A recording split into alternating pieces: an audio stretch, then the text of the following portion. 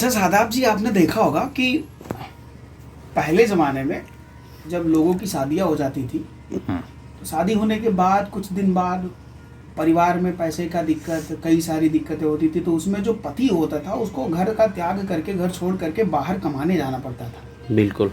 तो आपने कभी इमेजिन किया कि जो घर की वाइफ रहती होंगी या उनकी जो पत्नियां रहती थी वो कैसे इस विरह को बर्दाश्त करती थी या कैसे इस पीड़ा को सहती थी कि उनका पति उनके पास नहीं है, कैसे वो अपनी चीज़ों को अपने माता पिता से, उनके घर वालों से कहती थी। मैंने ये एक बार सोचा कि मैं लिखूं इस बात को, तो मैं चाहता हूं कि इस बात को मैं कहूं तो आप थोड़ा सुने और उसमें थोड़ा रिव्यू दें। बिल्कुल कि बिल्कुल। कैसा मैंने लिखा है। तो उसमें पहले मैं आपको थोड़ा सा क्लियर कर दूं कि इसमें होता क्या है कि उसमें एक पति पत्नी होते हैं जिनका विवाह होता है, वो नवविवाहित होते हैं और नवविवाहित होने के बाद वो कुछ दिन साथ रहते हैं। साथ में रहने के बाद फिर पत्नी घर पे रहने लगती है और पति को परदेश जाना पड़ता है कुछ खर्चे लाने के लिए, कमाने के लिए जी। और उसी का कई सारी चीज़ों को मैंने इसमें लिखा है। उसमें कुछ ऐसा भी हो जाता है जो नहीं होना चाहिए कि एक उम्र में वो होना चाहिए, लेकिन एक उम्र के बाद होना चाहिए। जैसे व्यक्ति की स्थिति उस तरीके से हो, लेकिन जब वो बुढ़ापे की स्थिति में हो तब ऐसा हो तो ठीक है, लेकिन जब कोई ऐसे पहले हो जाए तो थोड़ा गड़बड़ होता है। तो उसकी पहली लाइन है कि जब पति, ऐसा मैंने कुछ लिखा है कि पति दरवाजे के बाहर जा रहा है। पहले के ज़माने में होता क्या था कि जो बीवियाँ या पत्नियाँ होती थी वो पर्दानशी होती थी, तो थोड़ा वो पर्दे के अंदर ही रहती थी, बाहर नहीं निकलती थी। तो बीवी दरवाजे के चौखट पे खड़ी है और पति दरवाजे के बाहर खड़ा है। पत्नी अपनी बात को कैसे रख रही है, पति अपनी बात को कैसे रख रहा है, इसी बात का उसमें जिक्र किया गया है। तो पत्नी कह रही है पति से, हाँ बिल्कुल, कि कटेंगे कैसे बगैर तेरे ये दिन रहना, भीगे रहेंगे याद में तेरी नैना, चौखट पर खड़ी यूं पूछती रही सजनी, जा रहे हो कब आओगे फिर मेरे सजना। पति का उसमें जवाब होता है, जवाब क्या, पति जवाब दे नहीं पाता लेकिन प्रयास करता है। हाँ। कटेंगे कैसे बगैर तेरे ये दिन रहना, भीगे रहेंगे याद में तेरी नैना, चौखट पर खड़ी यूं पूछती रही सजनी, जा रहे हो फिर कब आओगे मेरे सजना। बिना जवाब के आगे की ओर बढ़ गया, जैसे कि मैं किसी वादे से फिर मुकर गया।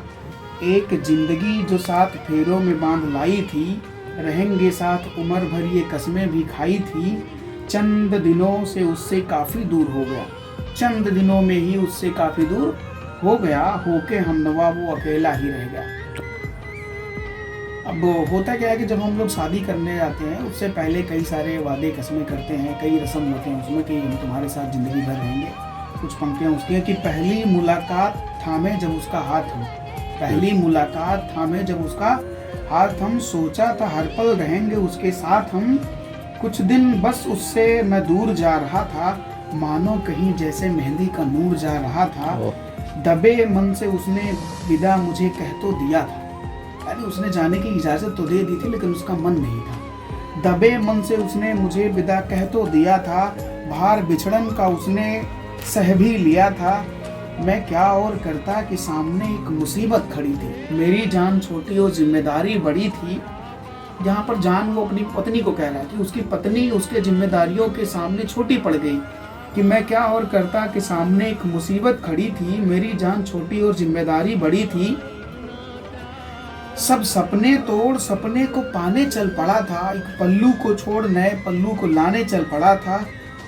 अब वो पति क्या होता है, परदेश पहुंच जाता है तो वहाँ पर उसको पत्नी की याद आती है। उस बात पर वो अपनी बातों को कैसे रखता है, कैसे कहता है, वो इसमें बताया गया कि चूड़ियों की खनक अब कानों को तरस गई थी, चूड़ियों की खनक अब कानों को तरस गई थी, कोई बदरी बिरा की जैसे हम पे बरस गई थी, एक तस्वीर उसकी चलते चलते रख लिया था। कितना अच्छा बात, एक तस्वीर उसकी चलते चलते रख लिया था, खाने को उसने कुछ बना के भी दिया था, चूमता मैं शहर में उसे ढंग से जिसे देखा नहीं था, नहीं थी कुछ खबर क्या गलत क्या सही था, यादों में उसके हंसी तो कभी आंसू बहाता था, यादों में उसके हंसी तो कभी आंसू बहाता था, मानो कोई फूल जैसे खुद से खुशबू चुराता था।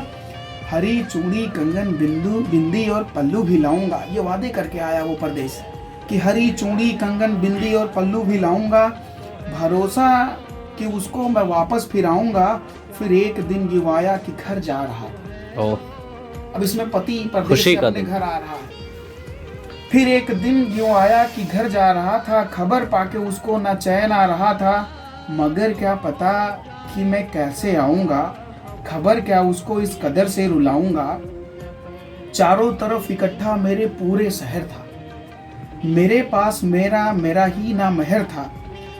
चारों तरफ इकट्ठा, इसमें बात को समझिए कि चारों हाँ। तरफ इकट्ठा मेरे मेरा पूरे पूरा शहर शहर था, ना मेरे पास मेरा मेरा ही महर था।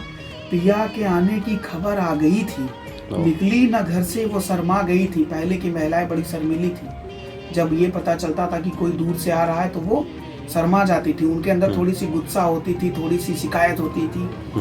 कि चारों तरफ इकट्ठा मेरे पूरा शहर था, मेरे पास मेरा मेरा ही ना महर था। पिया के आने की अब खबर आ गई थी, निकली न घर से वो शर्मा गई थी। पड़ी दौड़ झटपट की बिस्तर लगाई, फिर कमरे की कोने की झांकी पे आई। तनिक खुश तनिक सा शिकायत लिए थी, निकली वो बाहर जैसे खिफायत लिए थी। क्या ही खबर की ये अंतिम मिलन था, क्या ही खबर की ये अंतिम मिलन था। खुदा को उसके खुशियों से इतना जलन था, जो मांगे थे उसने वो हाथों में देखा। बिंदी भी फेंकी फिर कंगन भी फेंका। उसके पति का डेथ हो चुका था, उसके पति जो उससे वादा करके गए थे वो सारी चीज लेकर के लिए उसके लिए आए थे। कि क्या ही खबर की ये अंतिम मिलन था, खुदा को उसके खुशियों से इतना जलन था, जो मांगे थे उसने वो हाथों में देखा। बिंदी भी फेंकी फिर कंगन भी फेंका। वो बिलखने लगी मानो सब छिन गया, वो बिलखने लगी मानो सब छिन गया हो। जमी फट गई आसमां ढह गया हो। देखते देखते क्या अचंभा हुआ था, दुल्हन का भी सांस अब लंबा हुआ था। कसके हाथों में अपने पिया के हाथ में, कसके हाथों में अपने पिया के हाथ में, कसमें थी खाई हमने रहने को साथ में। अब ये होगा नहीं कि तेरे बिन जी रही हूँ, पत्नी कह रही है, अब ये होगा नहीं कि तेरे बिन जी रही हूँ। रुको मेरे सजन मैं भी आ रही हूँ। ये खुदा तेरा कैसा ये इंसाफ है। मैंने ये लिखा देख करके इस बात पत्नी कह रही है, नहीं पत्नी नहीं कह रही, जो कवि है वो इसमें कह रहा है कि ये खुदा तेरा कैसा ये इंसाफ है। तेरी रहमत की दुनिया में ये कैसा सैलाब है, जो तेरी बनाई इस दुनिया में घूमे नहीं थे, एक भी बार ढंग से माथे को चूमे नहीं थे। क्या गलत और क्या उनसे गलती हुई, कि मौत से पहले ना कोई सजा तय हुई। आज थोड़ा सा भरोसा उठ तो गया है, क्या कहूँ अमित की कलम रुक सा गया है, क्या कहूँ अमित की कलम रुक सा गया है।